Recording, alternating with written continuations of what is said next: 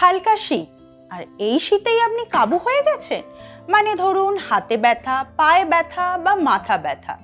আপনার এত ব্যথা কি দেখা দিচ্ছে? বা ধরুন অন্য কোনো রোগের উপসর্গ আপনি লক্ষ্য করতে পারছেন, ভাবছেন ডাক্তারের কাছে যাবেন, ডাক্তারের পরামর্শ মতো ওষুধও খাবেন, কিন্তু মাথায় আরেকটা চিন্তা, তার জন্য তো খরচ করতে হবে কাঁড়ি কাঁড়ি টাকা, পকেটে কানাকড়ি নেই। তাহলে ভাবছেন ঘরোয়া উপায় কিভাবে সারাতে পারবেন আপনার এই রোগগুলোকে। বা ধরুন আপনি ক্লান্তি অনুভব করছেন, কিভাবে সারাবেন সেটি।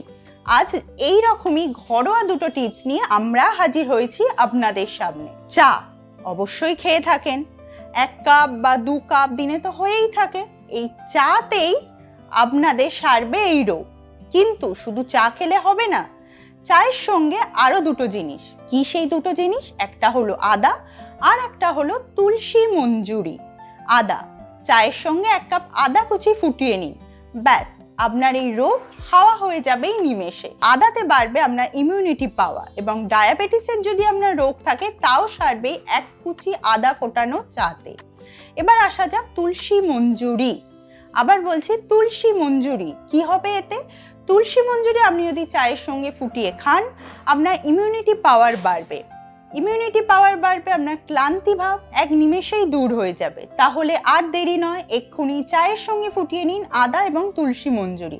এক নিমেষে আপনার দূর হয়ে যাবে এই যাবতীয় রোগ।